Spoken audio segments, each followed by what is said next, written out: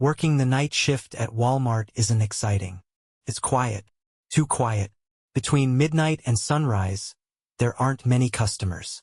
Just the occasional insomniac, trucker, or weird loner wandering the aisles. Most of the time, I spent my shift stacking shelves, cleaning up spills, or standing behind the register, half awake, waiting for something, anything, to happen. But that night, something did, and I still wish it hadn't. It started at 2:13 a.m.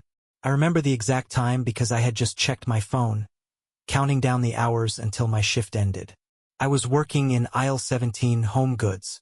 Just me, my cart of inventory, and the hum of the flickering overhead lights. Then I heard it. The sound of laughter. Not the normal kind. Not a chuckle. Not the distant sound of a customer on their phone. This was wrong. Too low.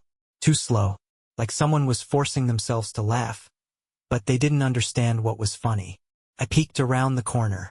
That's when I saw them. Two men. Standing in the middle of the empty store. Not shopping. Not moving. Just standing there. Identical. Same height. Same long black coats. Same pale, expressionless faces. And they were both laughing. Quiet. Controlled. Like they were sharing a joke only they understood. Then, at the exact same time, their heads snapped toward me. I froze. Their eyes were wide. Too wide. And their smiles. I swear to God, they grew. I stepped back, heart pounding. Can I help you guys? Neither of them answered. They just watched me, unblinking. Then, slowly, one of them raised his arm and pointed. Not at me. At the security cameras. I swallowed hard. Do you need something? Still no response. Just that same horrible stare. Then, as if on cue, both men turned at the exact same time and walked toward the back of the store. Straight for the stockroom. I should have stopped them. Told them customers weren't allowed back there. But something about them, I didn't want to get closer. I grabbed my radio and pressed the button. Miguel? You there? A few seconds of static. Then, yeah, what's up? Miguel was the only other guy on shift that night. He was back in the security office watching the cameras.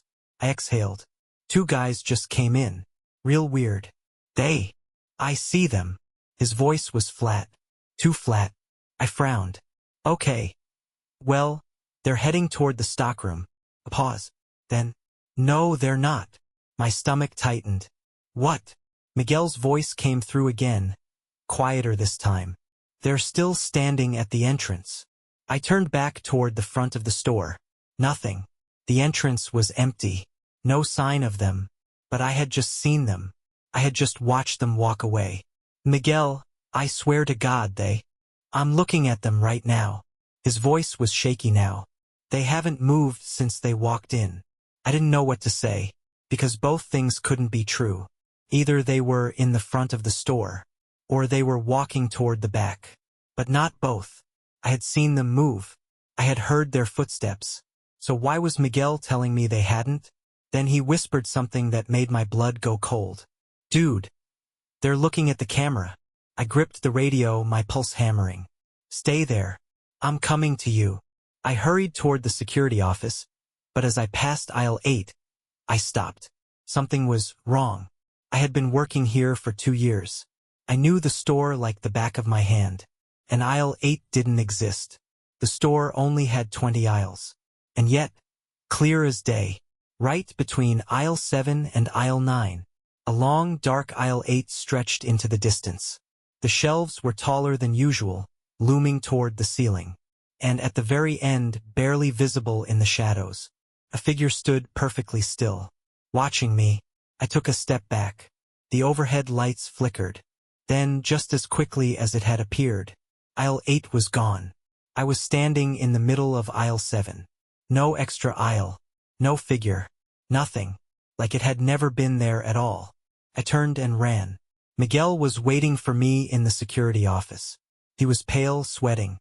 Dude, he whispered. I don't know what's happening. I stepped toward the monitors. The cameras showed the store. The registers. The empty parking lot outside. And on camera 1, the entrance, where the two men were still standing. still staring at the camera, still smiling. And then, at the exact same time, both of them raised their hands and waved. Miguel sucked in a sharp breath. Screw this, man. Let's call the cops. I nodded, reaching for my phone.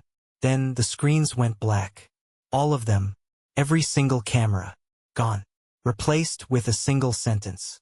In white text, on all 12 monitors. A message, just for us. Look away. I couldn't. I kept staring at the words, my heart thudding against my ribs. Then, the radio on Miguel's desk crackled. A voice came through. Not ours. Not anyone's I recognized. Low. Distorted. And it said one thing. You're not supposed to be here. Then, from somewhere deep inside the store, the sound of footsteps. Getting closer. Miguel and I froze. The voice on the radio crackled again, low and distorted. You're not supposed to be here. And then footsteps. Coming from inside the store. Slow. Deliberate. Getting closer. Miguel's hand shook as he grabbed the radio. Who is this? He whispered. Silence. Then, a soft chuckle. Not from the radio.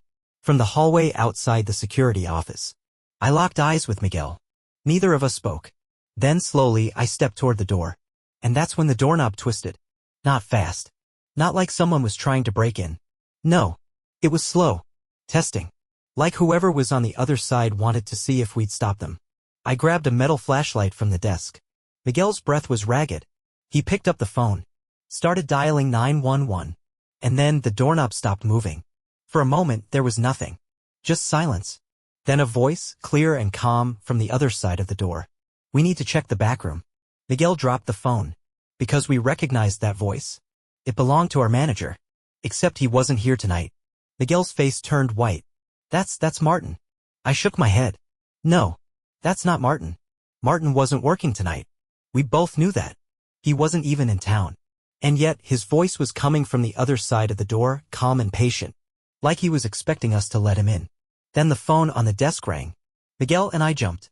The caller ID flashed, Walmart back office. The same room we were standing in. The call was coming from inside this room. Miguel refused to pick it up. So I did. I put it on speaker. Hello? I said, my voice barely above a whisper. For a second, silence. Then, hey, it's Martin. My skin crawled. The voice was exactly the same as the one behind the door. And then Martin ***, or whatever was pretending to be him ***, said something that made my stomach drop. Why are you watching the cameras? Miguel slammed the phone down. We need to get out of here, he whispered. I nodded, my hands slick with sweat. There was a back exit in the stockroom. If we could make it there, we could just run. Forget about our shifts. Forget about the store. Just get out. I cracked the security door open. Peeked out. The hallway was empty. No sign of Martin. No sign of anyone. But something felt wrong. The air was thick, like the store was holding its breath. We moved fast, creeping past the aisles toward the stockroom. And that's when I saw him. At the end of aisle 12, half hidden in the shadows, a man stood perfectly still. Not a customer. Not someone I recognized. He was wearing a blue Walmart vest. Except, we didn't have any other night shift workers. And I had never seen this guy before in my life. Miguel grabbed my arm. Who the hell is that? I didn't answer. Because at that moment, the man turned his head toward us. Slow. Too slow. Like he had been waiting for us to see him. And then, he smiled. My stomach twisted. Something about his smile wasn't right. It was too wide. Too forced. Like he was trying to act normal and failing. I forced myself to look at his name tag. It was flipped backward. Like he had put it on wrong. But even upside down, I could still read the name. Miguel. My heart stopped. Because the real Miguel ***, the one standing next to me ***, was already backing away. His voice barely a whisper. Let's go. Now. We ran. Straight through the stockroom. Past the loading docks. Toward the emergency exit. Miguel slammed his fist against the push bar. Nothing. The door wouldn't budge. I rammed into it with my shoulder. Still nothing. Like the store wasn't letting us leave. Miguel was shaking. Try the other one. We sprinted to the side exit. I grabbed the handle and froze. Because through the small, wire-reinforced window I saw someone standing outside. Waiting. Miguel yanked me back. Who is it? He whispered. I couldn't answer. Because I already knew. I had seen his face before. Every day for the past 2 years. On the Employee of the Month board. His picture had been there since before I started working here. Smiling. Lifeless.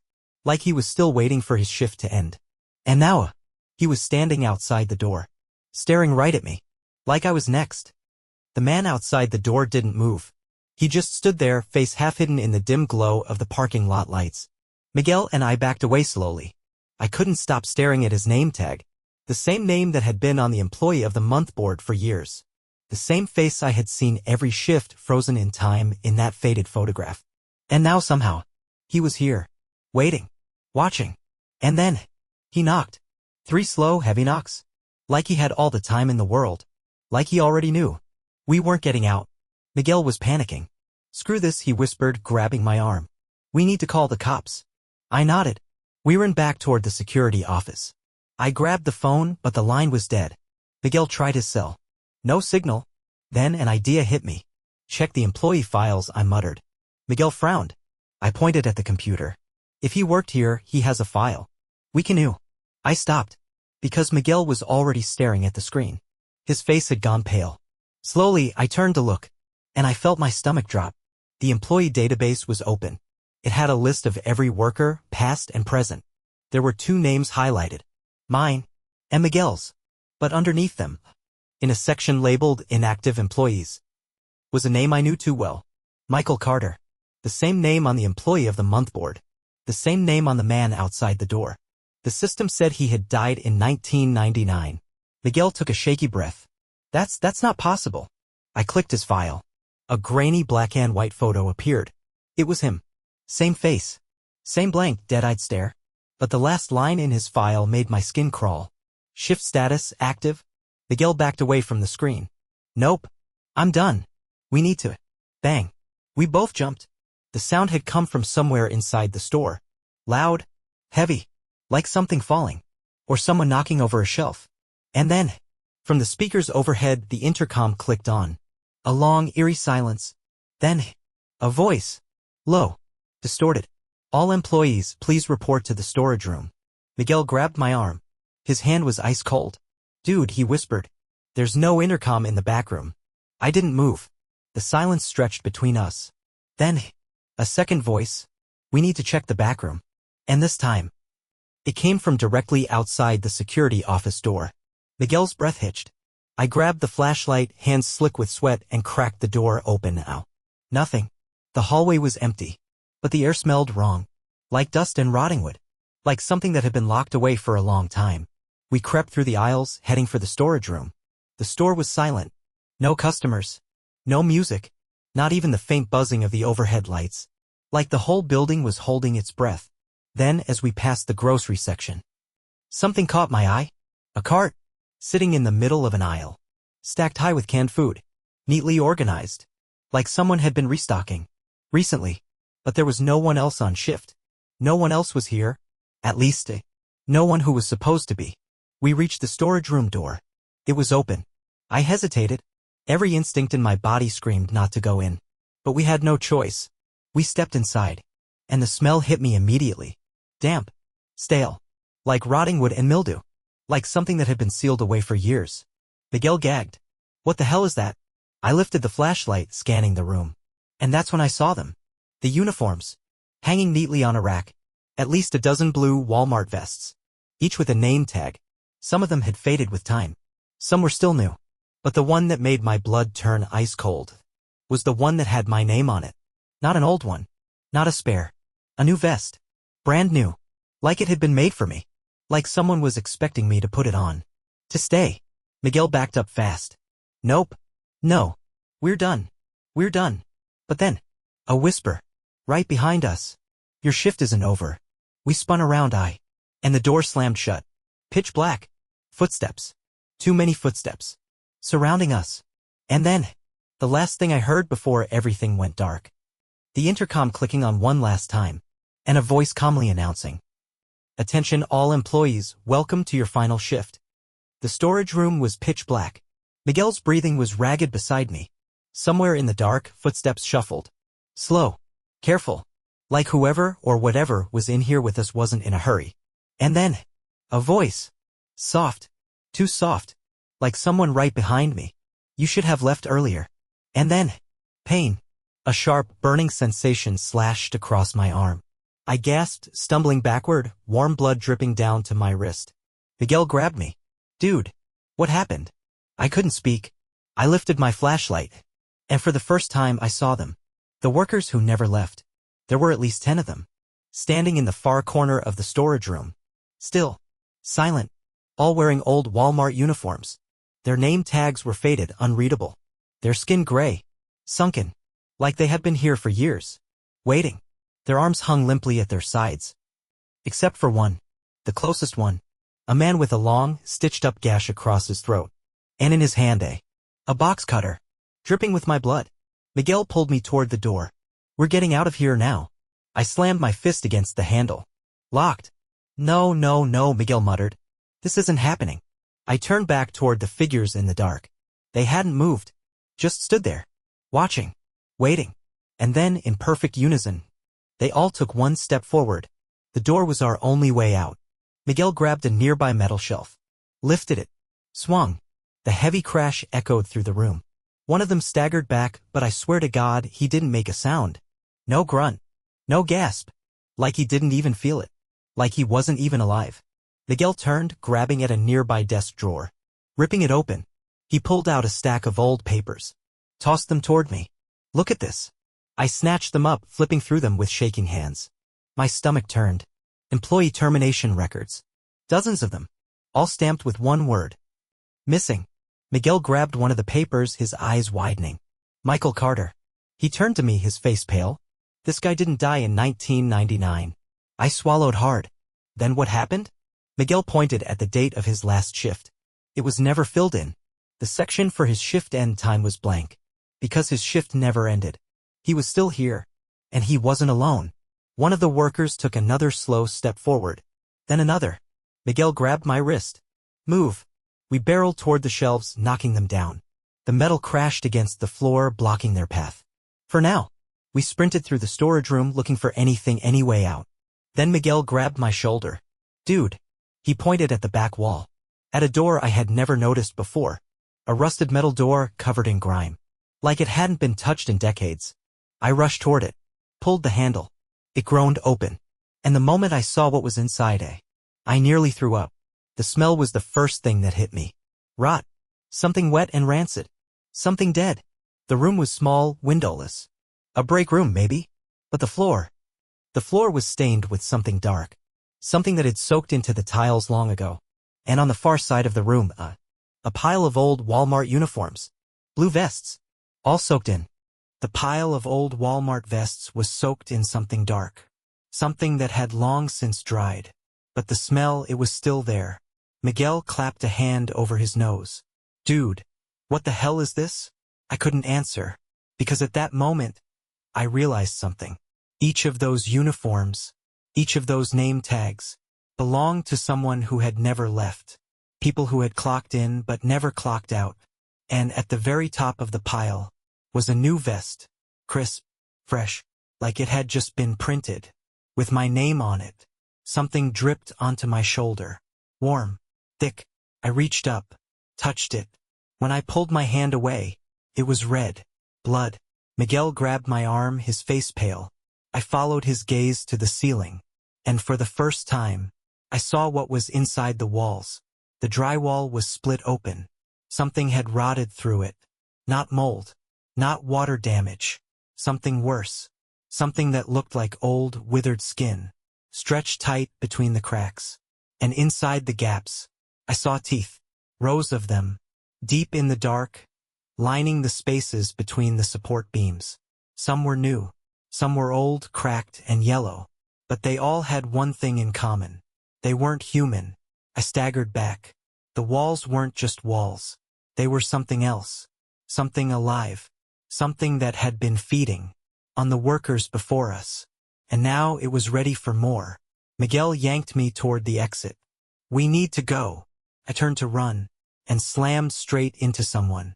I stumbled back, my breath catching in my throat. Michael Carter, the employee of the month, standing right there, smiling. His uniform was pristine, like it had never aged. like he had never stopped working. And in his hands was a time card. He held it out to me. "Time to clock in," he whispered. And then, the walls moved. The drywall bulged, like something inside was pressing against it. I heard a sound, a wet, gurgling noise. Then, a whisper, a voice layered on top of itself. "Not one person, not 10, hundreds. You're one of us now," Miguel screamed. I grabbed the vest with my name on it and threw it straight into the pile. Then, with everything I had, I kicked open the back door. The alarm blared. The lights flickered violently. And as we ran into the parking lot, I heard the last announcement over the intercom. "Shift incomplete. Please return to your station." Then, the doors SL